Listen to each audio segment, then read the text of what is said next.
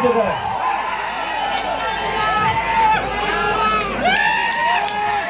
જય આદિવાસી જય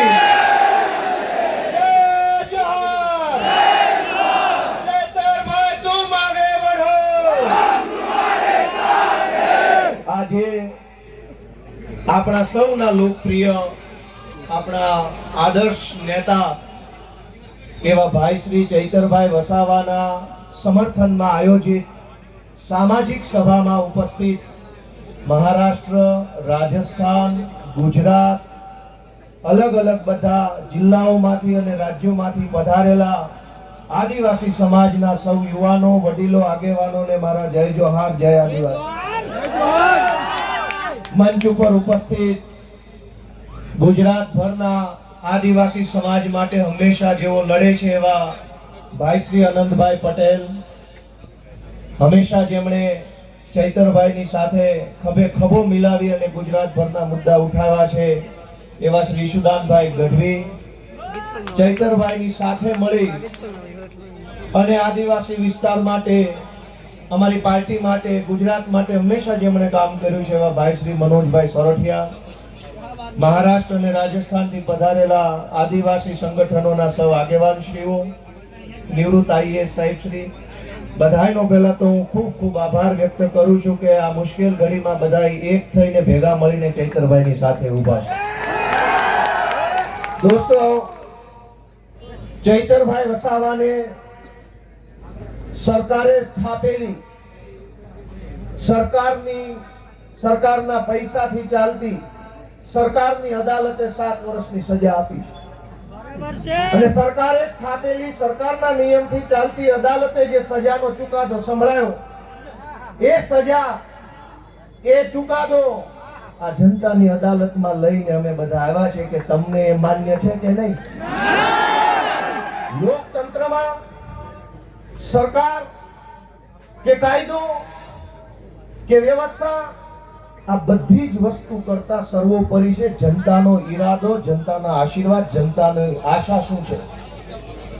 સરકારની પોલીસ સ્ટેશન, સરકારના સરકારી વકીલ, સરકારની ફોરેન્સિક લેબોરેટરીઓ, સરકારનો ફરિયાદી, સરકારની તપાસ, સરકારનો દલીલ, સરકારનું બધું જ, પણ જનતાની અદાલતમાં સરકારનું ના ચાલે। આ જનતાની અદાલત ભેગી થઈ છે, આદિવાસી સમાજની અદાલત છે।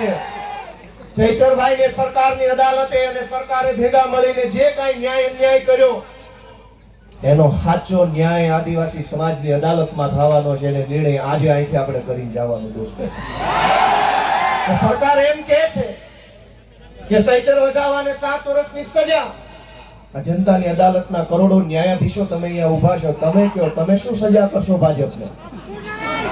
જો ભાજપની સરકાર ચૈતર વસાવાને 7 વર્ષની સજા કરે તો આ આદિવાસી સમાજની અદાલતમાં ભાજપને 70 વર્ષની જેલની સજા આપણે કરવાની છે। આવનારા 70 વર્ષ સુધી ભાજપનું બટન નહીં દબાવવાનું અને એને સજા આપવાનો નિર્ણય આજે આ જનતાની અદાલતમાં થવો જોઈએ। લોકશાહીમાં જનતાથી મોટું હોય કોણ? જનતાથી મોટું કોણ? જનતાથી મોટી પોલીસ નહીં, જનતાથી મોટું જંગલ ખાતું નહીં, જનતાથી મોટા મુખ્યમંત્રી પણ નહીં, સૌથી મોટી જનતા, અને જનતાએ નક્કી કર્યું કે અમારો નેતા ચૈતર વસાવા છે। દોસ્તો, એટલે આ સજા માત્ર ચૈતર વસાવાને નહીં, જનતાને છે આ સજા, કેમ કે જનતાએ નક્કી કર્યું ને અમારો નેતા ચૈતર વસાવા।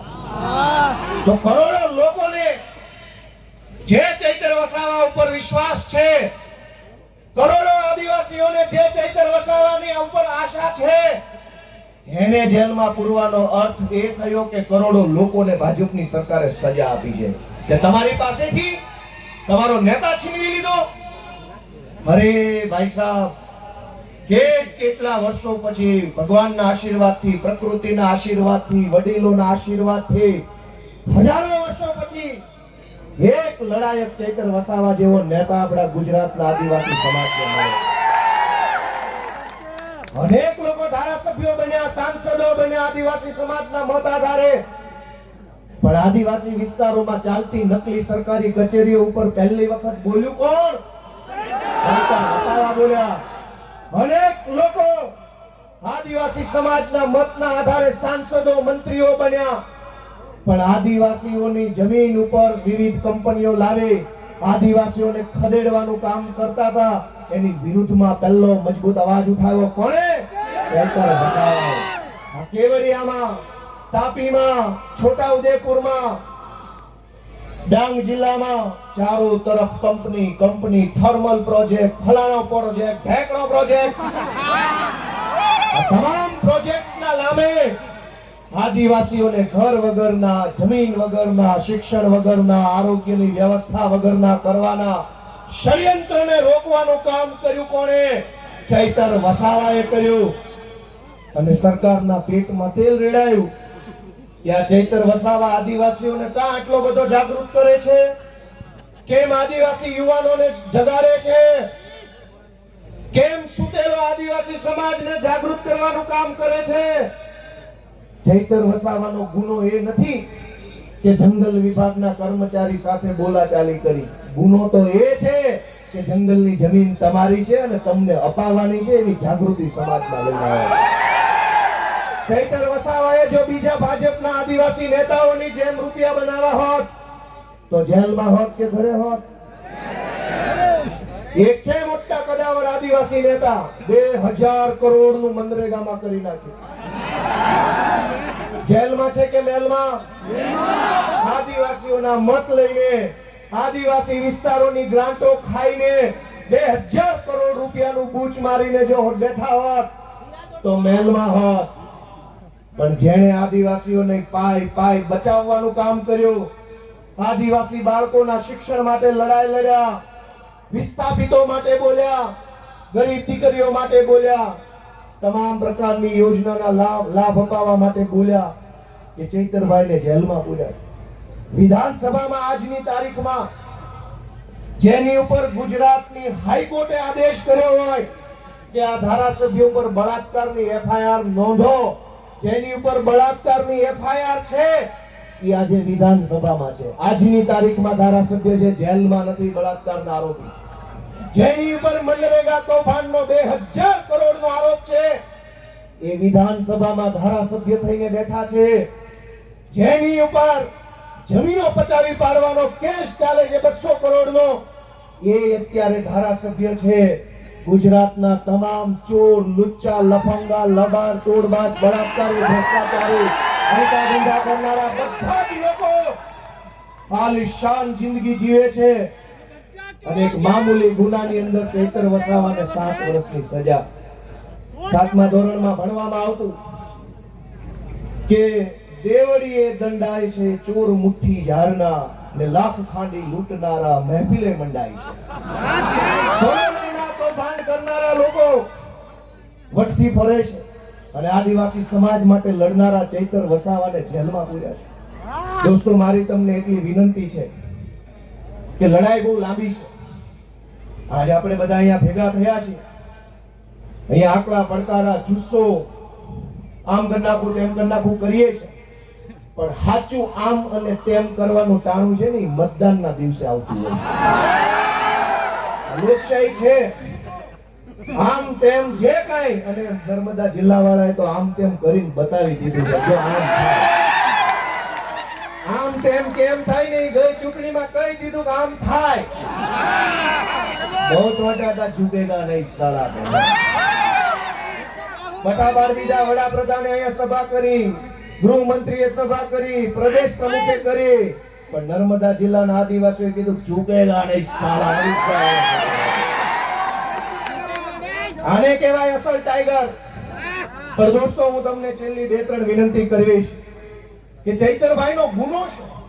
આ ભાજપ વાળા ટીવીમાં, સોશિયલ મીડિયામાં ચૈતરભાઈને બદનામ કરવાનું કામ કરે કે એણે વન વિભાગ વાળાને આમ તેમ કહી દીધું, ધાકધમકી કરી લીધી. તમારા વન વિભાગ વાળા, તમારા પોલીસ વાળાએ અમારી હારે જે ધાકધમકી કરી છે ને, એની સજા 700 વર્ષ આપો તો ઘટે એમ છે. આખા ગુજરાતમાં સરકારી માણસો જનતા હારે કેવું વર્તન કરે છે? સરકારી મામલતદાર, સરકારી પીએસઆઈ, સરકારી ટીડીઓ, સરકારી પ્રાંત, સરકારી આરએફઓ, આ બધા જ લોકો રાજ્યની નાની નાની જનતા સાથે કેવું વર્તન કરે છે? ઈ વર્તનની જો સજા આપવા બેસીએ ને તો એકેય માઈનો લાલ ઓફિસમાં બેસી નહીં શકે, બધાને જેલમાં પૂરવા પડે. ચૈતર વસાવાએ 4 શબ્દો શું કીધા તો માઠું લાગ્યું. પણ દોસ્તો, ચુકાદો હવે જનતાની અદાલતમાં લાવવાનો છે. તમારે નિર્ણય કરવાનો છે કે આજ ચૈતર વસાવાને તમારા આશીર્વાદથી એક વખત ગુજરાતની સરકારમાં બેસાડો, પછી ખબર પડશે કે કેવી રીતે ન્યાય કરી શકાય. આપણે ક્યાં સુધી અન્યાય સહન કરવાનો? માંડ કરીને એક નેતા મળે, એક બાજુ બધા ભ્રષ્ટ નેતાઓ સમાજ માટે બોલે નહીં, લડે નહીં, અવાજ ઉઠાવે નહીં, ચૂપ થઈ જાય. એક બાજુ માંડ એક બોલનારો નેતા મળ્યો હોય, એને જેલમાં પૂરી દેવાનો. ગુજરાતભરની જનતાને હું તો વિનંતી કરું છું, માત્ર આદિવાસી સમાજ નહીં, જે કંઈ પણ થોડા ઘણા બોલનારા નેતા વધ્યા છે ને એની સાથે રહેજો, એને ટેકો આપજો, એની પડખે રહેજો, નહીં તો ગુજરાતમાં કોઈ બોલે છે. સરકાર એમ ઈચ્છે છે કે કોઈ પણ માણસ ભાજપની સામે બોલવો ના જોઈએ, કોઈ માણસ ભાજપની સામે અવાજ ન ઉઠાવવો જોઈએ, એવું સરકાર ઈચ્છે છે. પણ કેટલાક માણસો ચૈતર વસાવા હોય, પ્રકૃતિમાંથી પેદા થયેલા હોય, કોઈના બાપથી નો બીવે, સરકાર હોય કે સરકાર હોય કે જે હોય. અને આ જળ, જમીન, જંગલ કોનું છે? સરકારનું છે. સરકાર નહોતી, જે દિવસે આ દેશમાં સરકારો નહોતી ત્યારે જંગલ હતું કે નહીં? જે દિવસે આ દેશમાં કોઈ સરકાર, કોઈ પાર્ટી નહોતી ત્યારે જમીન હતી કે નહીં?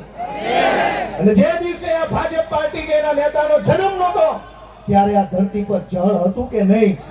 તો ભાજપ વાળા પેદા નહોતા થયા ત્યારે જળ હતું, ભાજપ વાળા પેદા નહોતા થયા ત્યારે જમીન હતી, ભાજપ વાળા પેદા નહોતા થયા ત્યારે જંગલ હતું, અને ભાજપ વાળા પેદા નહોતા થયા ત્યારે આદિવાસી પણ હતા આ દુનિયા ઉપર, આ દેશ ઉપર. તમારી પોલીસ, તમારું ફોરેસ્ટ, તમારા બધા માણસો એ તો હમણાં આવ્યા. આ તો સદીઓથી હાલતી આવતી વ્યવસ્થા છે ને એને સંભાળીને રાખનારો આદિવાસી સમાજ છે દોસ્તો. આદિવાસી સમાજ જળ, જમીન, જંગલની રક્ષા કરે અને આદિવાસી સમાજની રક્ષા ચૈતર વસાવા કરે છે. એ વાત ભાજપ વાળાને ગમતી નથી. દોસ્તો, અમારી લીગલ ટીમે મહેનત કરી અને હાઈકોર્ટમાં અપીલ ફાઇલ કરી. જે કાંઈ પણ ખેડૂતો, બહેનો, ચૈતરભાઈ અને શકુંતલાબેન સિવાયના બીજા જે કાંઈ મિત્રો જેલમાં છે અને ચૈતરભાઈ સહિત બધાય એમની અપીલ હાઈકોર્ટમાં ફાઇલ કરી અને શકુંતલાબેન જે નાનું બાળક છે એમને હાઈકોર્ટે છોડી મૂકવાનો આદેશ આપ્યો. આપણા માટે બહુ સારી બાબત કહેવાય. અને બહુ જલ્દી તમામ આપણા જે કાંઈ પણ સાથી મિત્રો જે નિર્દોષ જેલમાં છે એમને પણ વહેલી તકે જેલ મુક્તિ થાય એના માટેના તાબડતોબ પ્રયત્નો સતત ચાલુ છે. અને બહુ વહેલી તકે આપણને સારા સમાચાર મળે એવી હું આશા રાખું છું. આપ સૌને મારી એક જ વિનંતી છે કે આ લડાઈમાં ચૈતર વસાવાને, એના પરિવારને, એના બાળકોને ક્યાંય પણ એક સેકન્ડ પણ આપણે બધાએ, હું અને તમે ભેગા મળી એકલા નથી પડવા દેવાના. જ્યાં જરૂર પડે, જેવી જરૂર પડે, જ્યારે જરૂર પડે ત્યારે આપણે બધાએ સાથે ઊભું રહેવાનું. અમે બધાએ આજે સાથે છીએ. ચૈતરભાઈ સાથે બહુ પારિવારિક સંબંધ છે મારે. આમ તો હું જે કાંઈ બોલું છું આજે બહુ દુઃખ થાય છે. વિધાનસભામાં ચૈતરભાઈ મારી બાજુમાં બેસે, અમે ખૂબ વાતો કરી, મારી બાજુમાં ઊભા આદિવાસી સમાજના અધિકારો વિશે પૂરી તાકાતથી બોલતા હોય છે અને એટલું સરસ રીતે આમ છાતી કાઢીને સરકારની આંખમાં આંખ નાખીને કહેતા હોય છે કે ભાજપ વાળાને ગમતું નથી. ભાજપ વાળાને એ વાત ગમતી નથી કે એક આદિવાસીનો છોકરો વિધાનસભામાં ઊભા રહીને મંત્રીઓની ફોજ, મુખ્યમંત્રી બેઠા એની સામે આંખમાં આંખ નાખીને બોલે છે કે આ જળ, જમીન, જંગલ અમારું છે, તમને નહીં ઘૂસવા દઈએ. બીજા પણ આદિવાસી નેતાઓ છે. યસ સર, જી sir, sir, ticket sir, ticket. સમાજને છેતરી જાય, વાંધો નહીં, સમાજને આંખો બંધ કરાવી દઈશ, હું ગાળી દઈશ, મને ટિકિટ આપો એટલે હું મારા સમાજને છેતરી મતલી આવીશ. આનંદભાઈ પણ જોતા હશે, આનંદભાઈ પણ બોલે છે વિધાનસભામાં પૂરી તાકાતથી આદિવાસી સમાજ માટે. એ ચૈતરભાઈ ની પેલી બાજુ બેસે. દોસ્તો, 2-3 માણસ બધ્યા છે, ગમે તેટલી મોટી સરકાર હોય એની સામે પણ આંખમાં આંખ નાખીને બોલવાની હિંમત રાખે છે કે તું જે હોય તે હું મારા સમાજ માટે બોલવા અહીંયા આવ્યો છું. તું જે હોય તે, સરકાર હોય તો ભલે, રાષ્ટ્રપતિ હોય તો ભલે, ને તું મોટી ટોપ હોય તો ભલે, મને તો અમારા આદિવાસી સમાજે, અમારા ખેડૂતોએ મત આપ્યા છે તો હું એમના માટે બોલતો રહીશ. આજે હું પણ, મને મત આપનાર ખેડૂતો છે, કાઠિયાવાડના ખેડૂતોએ મને ધારાસભ્ય બનાવ્યો, આદિવાસી સમાજે ચૈતરભાઈને ધારાસભ્ય બનાવ્યા. અમને મત આપનારા લોકો માટે અમે બોલતા રહેવાના, લડતા રહેવાના અને ક્યારેય નથી ઝૂકવાના એ સંકલ્પ અમે લીધો છે દોસ્તો. આપ સૌએ ચૈતરભાઈ વસાવાનો જુસ્સો વધારવાનું કામ કર્યું એ બદલ સૌનો હું આભાર વ્યક્ત કરું છું. જય આદિવાસી.